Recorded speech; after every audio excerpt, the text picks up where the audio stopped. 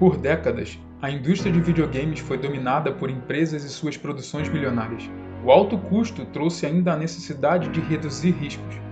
Com dinheiro envolvido, havia menos margens para a criatividade nos projetos. Agora, com o avanço da tecnologia e ferramentas muito mais acessíveis, jogadores puderam se tornar criadores. No Brasil, pequenas equipes de desenvolvedores, criativos e apaixonados também oferecem uma alternativa. Essa é a sua história. Esse é o Independentes.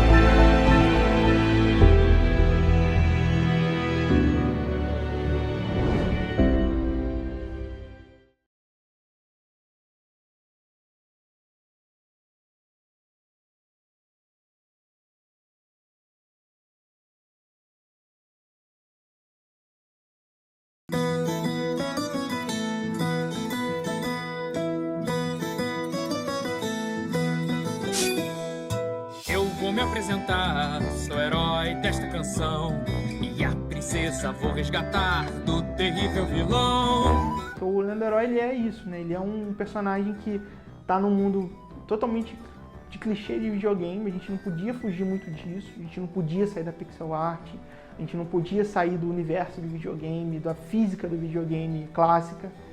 E o narrador era onde a gente podia, de fato, sair. E a gente pensou muito, durante muito tempo como fazer isso funcionar. Assim, eu acho que não tem nenhum jogo igual. Para encontrar o castelo, eu já tenho a receita. Eu sei que numa missão preciso sempre seguir à direita.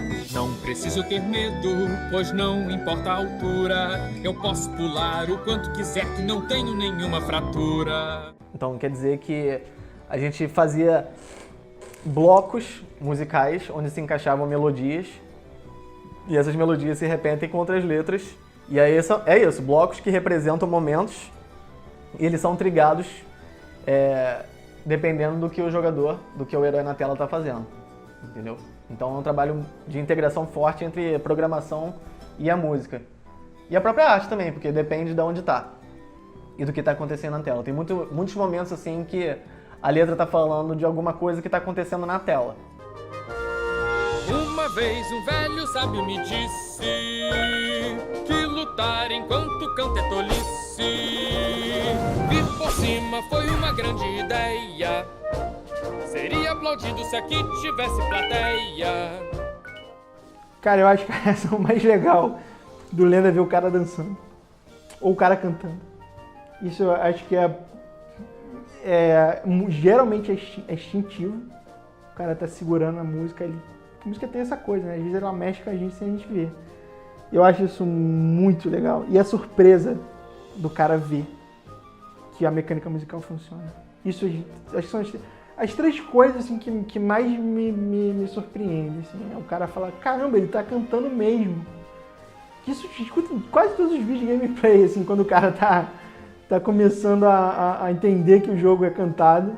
E isso é muito engraçado.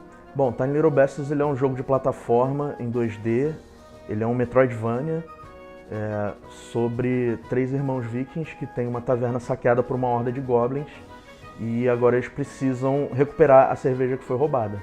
Mas ao longo desse caminho eles vão descobrindo que o buraco é um pouco mais embaixo.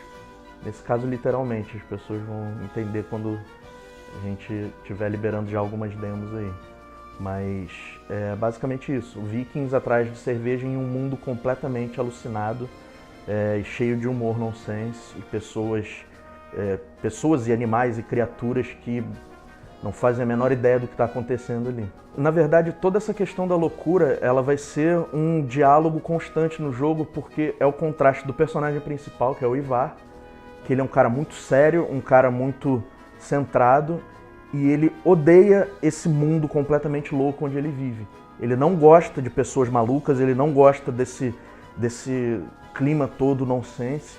Então ele está o tempo todo irritado, o tempo todo puto, porque as pessoas são malucas. E ele não gosta disso, ele quer sempre um pouco mais de ordem. E a gente vai explorar bastante o humor nessa relação dele com esse mundo louco. Que o Tiny Little Bastards, ele é basicamente um reflexo do que a gente pode fazer nesse momento e misturado com o que a gente gosta de jogar, né?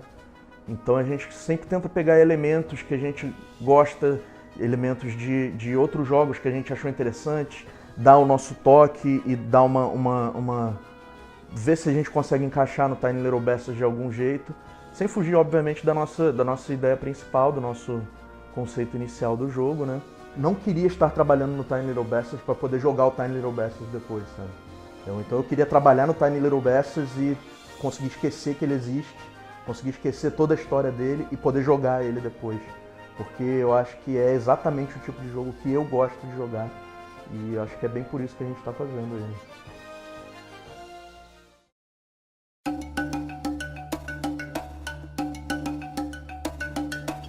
Cara, eu sempre joguei videogame desde moleque, né? Meu primeiro videogame foi um Master System. Depois passei pro Mega Drive, fiquei anos e anos e anos no Mega Drive. Só pra depois, lá na frente, pegar um PlayStation, mas sempre joguei demais, demais. Fez parte da minha infância inteira. Zelda Link to the Past. Pra mim, um dos melhores jogos já feitos.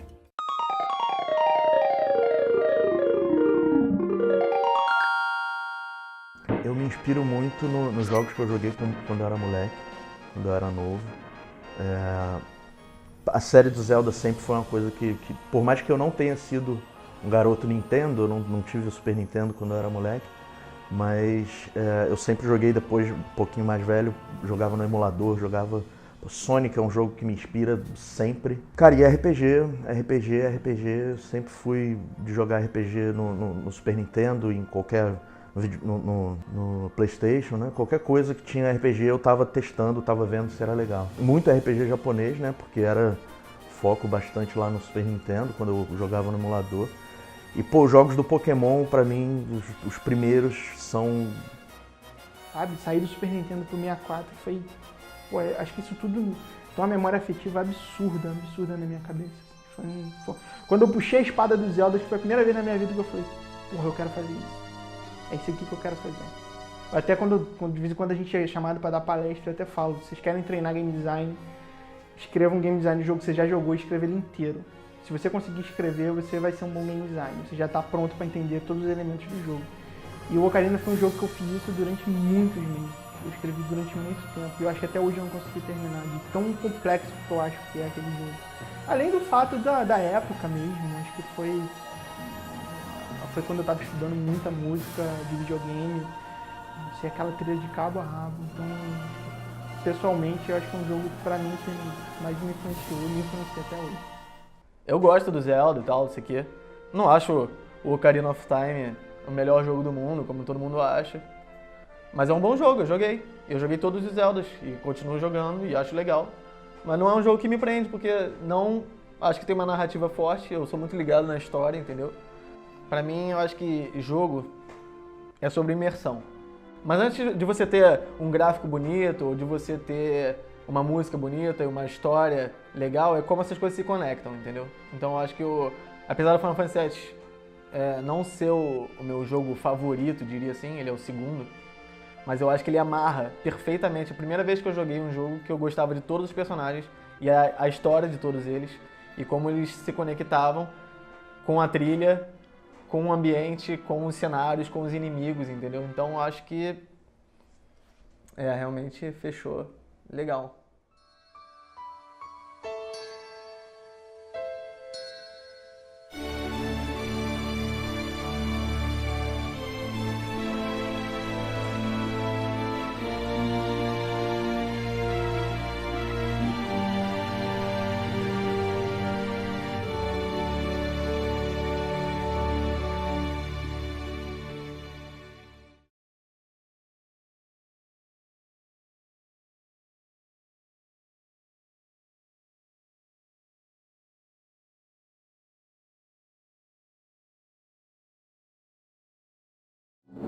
Mas eu tava com esse amigo no bar e a gente começou a pensar em coisas que a gente podia fazer juntos.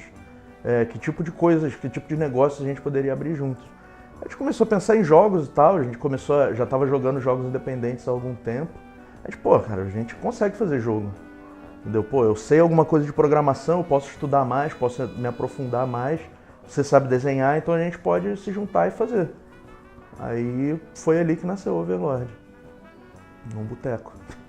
A gente começou basicamente com num quartinho mesmo, assim, literalmente, e aí hoje a gente está fazendo o jogo. Já estamos num estúdio de música, praticamente todo completo, e o estúdio que a gente usa para fazer o jogo em si. E a gente começou aprendendo. A gente queria fazer jogos, mas a gente não sabia como. Então a gente começou a estudar desenvolvimento de jogos, eu comecei a estudar programação, ele começou a estudar bastante game design, level design. A pretensão de fazer jogo, pelo menos minha, pessoal, era mais relacionada à música. Eu sempre gostei muito, eu estudei música, estudando música de videogame. Então eu tocava as trilhas sonoras dos jogos que eu jogava. E a decisão de atuar nessa profissão era justamente para ser músico. Coisa que eu nunca consegui ser, porque hoje eu sou produtor e os músicos são outros. As pessoas aqui, pelo menos no meu ambiente aqui no Brasil, elas te fazem acreditar que a sua paixão pela arte, na verdade, é um hobby e não uma profissão, entendeu? Quando eu estava no meio da graduação de engenharia, eu tive um problema particular, financeiro, ficou muito difícil de manter a minha graduação e eu acabei tendo que trabalhar. Eu acabei entrando na faculdade de Ciência da Computação, não terminei, acabei trancando lá na frente porque naquele momento a faculdade já tinha me dado tudo que eu precisava, eu estudei muito por fora. A música não pode se bancar, existe esse tabu. Várias pessoas perguntam pra mim, tu é músico, mas tu trabalha com o quê? Entendeu? Esse tipo de coisa. Aí no trabalho eu comecei a fazer um serviço aqui, um outro ali, outro ali, outro ali. E surgiu uma oportunidade de um projeto muito grande no meio do caminho, que não tinha nada a ver com o jogo da minha empresa, na parte de tecnologia. Então, por muito tempo, eu tive que acreditar que a engenharia seria a minha profissão e a música seria o meu hobby. Quando eu vi que era o contrário, eu peguei esse projeto, em vez de pegar o dinheiro pra mim, eu falei, quer saber, já que eu já tô no meio do caminho. Eu comecei a falar, quer saber? Dane-se. E a gente começou fazendo Game Jam. A primeira vez que a gente sentou pra fazer um jogo juntos foi na Global Game Jam, eu não lembro exatamente qual ano agora, mas 2011, 2012, alguma coisa assim. Não procurem o jogo porque, meu Deus do céu, é muito ruim. Deixa só no Tiny Little Bass. Foi a primeira vez. Depois disso a gente fez mais algumas Game Jams, tipo Ludum Dare, algumas coisas assim. E resolvemos abrir um estúdio. Resolvemos, vamos juntar um dinheiro e vamos abrir um estúdio pra gente realmente começar a trabalhar. Eu lembro da gente, quando a gente começou a pensar em Domatil, acho que devia ter uns 15 anos, cara. Já deve ter 15 anos isso. Eu estava no ensino médio, eu não era uma empresa, não era nada, era um lugar onde eu ia poder fazer o que eu quero e as pessoas que tivessem algum tipo de talento poderiam fazer o que elas quiserem. Era uma coisa de criança, sabe? Como é que eu resolvi trabalhar com o jogo? Acho que foi uma questão de oportunidade, entendeu? Foi uma pessoa que eu confiava e acreditava chegar pra mim e falar, tu quer trabalhar fazendo música? Sim. Então bora. Tô com essa ideia, tal, não sei o quê, um estúdio de criação, vai ter música, vai ter tudo, vai ser um lugar para criação de arte, tá afim? É só o que eu quero. Quando a gente abriu a empresa, a gente não sabia muito o que a gente estava fazendo, né?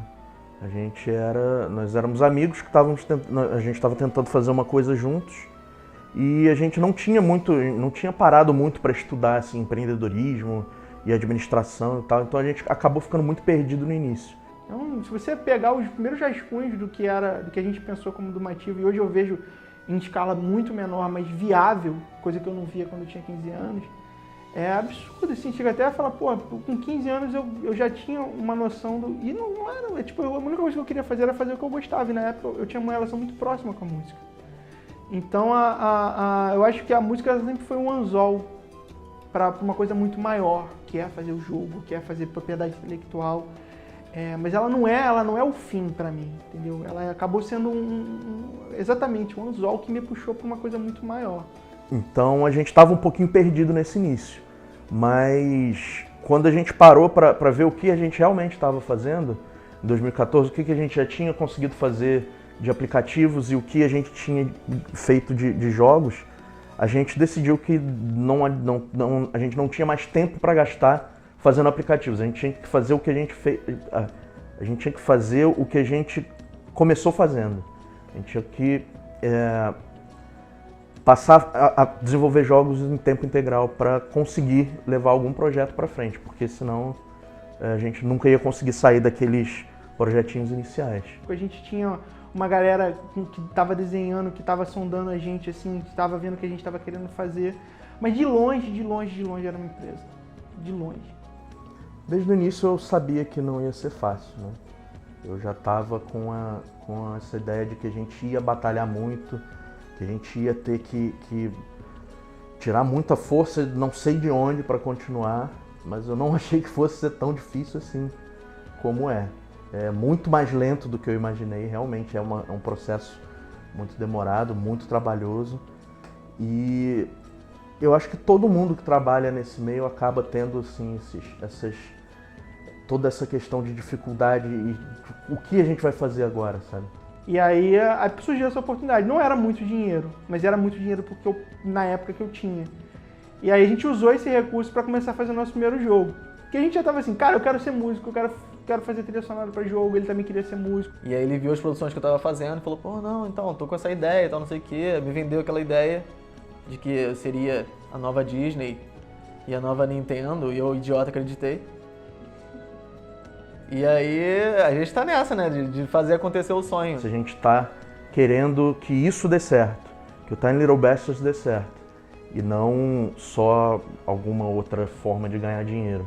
A gente quer que isso seja construído, né? Entendeu? A minha equipe é extremamente compreensiva, todo mundo aqui se ajuda muito, tá todo mundo sacrificando muito para o Tiny Little Bastards ser feito, não sou só eu e o meu sócio, todo mundo que está na equipe, ninguém hoje está ganhando dinheiro para fazer o Tiny Little Bastards, a gente está fazendo de graça, né?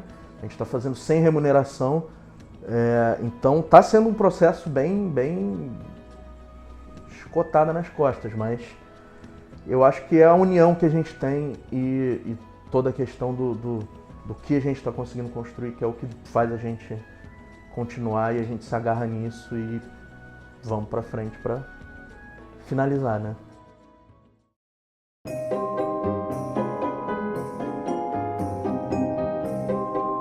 Eu acho que o modelo de publisher, eu tenho uma opinião muito particular, eu acho que não funciona muito bem. A gente tenta fazer tudo independente. O que a gente tem feito hoje é um trabalho muito forte, é de estudar como a economia do videogame em outros países surgiram e tentar ajudar universidade, governo a entender isso para tentar viabilizar a indústria aqui. Porque a indústria de economia criativa é muito grande, de videogame também é enorme, é maior que o cinema. Acho que não dá para comparar uma com outra, mas são indústrias bem absurdamente grandes. E foi assim que a gente até montou o próprio Ring aqui no Rio, né? Pegamos todas as empresas do Rio se dão super bem, e a nossa relação hoje com o investidor é essa, a gente ajuda eles a entenderem o que de fato é uma produção de jogo. A gente tem um coletivo de empresas que é o Ring, que são muitas empresas ali dentro, e a gente se encontra regularmente para conversar e ver o que a gente pode fazer para melhorar sempre. É uma coisa muito colaborativa, isso é muito legal. A comunidade toda de desenvolvimento independente no Brasil é bem unida. O pessoal, quando a gente vai em eventos, sempre o pessoal se ajuda muito. Um faz o que o outro precisa, às vezes não tem recurso, e a gente acaba dando um jeitinho ali. A gente não tem essa questão de competição no mercado de desenvolvimento independente, principalmente. O meu jogo não compete com o jogo de um outro cara que está fazendo um jogo que não tem nada a ver com o meu. Mesmo se o jogo fosse muito parecido, a gente não está competindo, entendeu? Se ele não lança no mesmo dia que eu, ele não compete comigo. Pô, eles mandam formações estratégicas dele para pedir opinião, a gente dá palestra um para o outro, dá palestra para estudante que está começando, ensina o estudante a parte de empreendedorismo, a montar um projeto, a entender um projeto. Sabe, a gente faz isso de graça, é voluntário. Se encontra uma vez por mês, e troca a experiência, sabe, para ficar melhor. Pô, você sabe muito multiplayer, tu pode me dar uma dica? O programador vai lá, sabe? Parece até uma certa utopia, cara, quando você fala, você tenta traçar um paralelo. E a gente realmente, até o pessoal que tinha mais resistência disso hoje já participa também.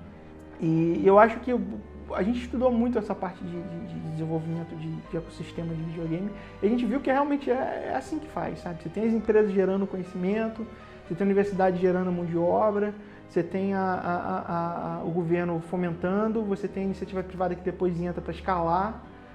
Eu acho que a gente está numa fase muito boa, assim. A gente tem tido todos os atores da indústria, do ecossistema, não só os produtores, até os consumidores, eles estão se fundindo, eles estão se juntando, eles estão entendendo, eles estão vendo que existe um cenário aqui. Mas eu acho que é isso, é uma comunidade que está crescendo muito, são muitas pessoas, muitas empresas muito boas que estão aparecendo, e eu acho que o futuro aí é uma coisa bem promissora pra gente nesse meio. Na verdade, não vale a pena ser independente, porque a gente não tem opção, sabe? A gente não tem tanta opção Hoje a gente tem umas opções de financiamento que mantém a gente com uma certa independência criativa, mas até então a gente não tinha... o investimento ele depende muito de pesquisa de mercado. Então eu vejo muito o mercado mobile um reflexo disso. Os ícones de mercado de jogos mobile são quase todos idênticos. As mecânicas de jogo mobile são quase todas idênticas. E isso é um reflexo justamente da necessidade de você, para pegar um investimento, você precisa correr o menos risco possível. E o que isso gera na indústria criativa? Cópia. A única vantagem que eu vejo é se você dá certo. Porque você ganha uma força muito grande, você ganha uma autonomia hoje de poder falar com o mercado e falar, gente, olha só, eu sei o que eu estou fazendo, eu tenho um respaldo, mas até você dar certo, é muita gente que fica tropeçando no caminho. Eu acho que uma coisa que é bem importante é o pessoal... Hoje em dia, assim, a indústria de desenvolvimento de jogos no Brasil está crescendo, mas ainda é uma indústria que está passando... É muito difícil a gente crescer, é muito difícil a gente ir para frente porque o incentivo ainda é pouco aqui no Brasil. Algumas políticas novas estão acontecendo aí, a gente está conseguindo ter acesso a algumas coisas novas, mas ainda assim é muito complicado. Então, assim, a relação de ser independente é o ideal, mas é muito difícil, sabe? O videogame é uma fábrica, você precisa ter... Ou alguém vai pagar essa conta, vai ser o seu pai, a sua mãe, o seu tio, alguém que joga dinheiro, vendeu o carro, mas alguém tem que pagar essa conta. Eu acho que se o pessoal, principalmente o público, se eles apoiarem as empresas, se eles forem lá jogar jogos brasileiros, eu acho que isso vai fazer toda a diferença pra gente. Acho que isso vai acabar alavancando bastante a indústria, o apoio do público de jogadores brasileiros. E uma coisa que eu sempre falo, sempre que a gente conversa com alguém, eu peço para o pessoal tomar muito cuidado e proteger muito bem a cerveja. Tá acontecendo uma coisa histórica hoje no Brasil, cara. Eu acho que a leva de jogos os próximos 2 anos vão ser muito boas, vão ser muito melhores, muito mais preparados que a gente foi. Assim. Veja os alunos que estão estudando jogo direto, não é um cara que está fazendo bico, está fazendo jogo, uma galera que realmente vai começar fazendo jogo. Sabe, vão ser profissionais absurdamente bons, tem muita ideia de indie boa. É legal ver isso no Brasil, sabe? Eu acho que agora a gente está na fase da semente.